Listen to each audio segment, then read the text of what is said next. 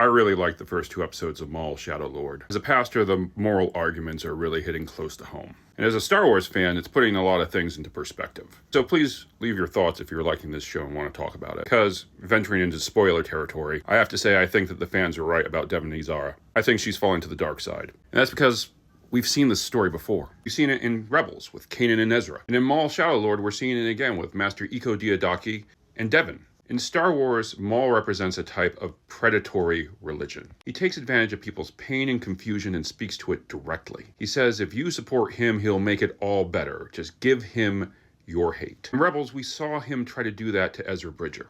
Ezra had his master Kanan, who was compassionate and able to adapt to what Ezra was going through. He helped Ezra overcome his darkness by validating that he had a right to feel that way, but also empowering him to heal and to use his power to do good in the world. Now, it's too early for me to say whether or not Iko Diodaki is going to be able to do the same thing, but I'm getting the feeling that he's having trouble adapting to the changing times now that the Empire is in control. And I also don't think that Dave Filoni is going to run the same scenario twice. In the second episode, Maul kind of gave it away. He said to Devin, you're running a narrative where you think I'm the bad guy. He is the bad guy, but he's getting her to look at shades of gray. And as both George Lucas and Freddie Prinze Jr. famously stated, there is no gray between the light and the dark side. Maul is evil, cut and dry. But we know later in the timeline he uses this exact strategy on Ezra Bridger. Why would he do that if it doesn't work the first time?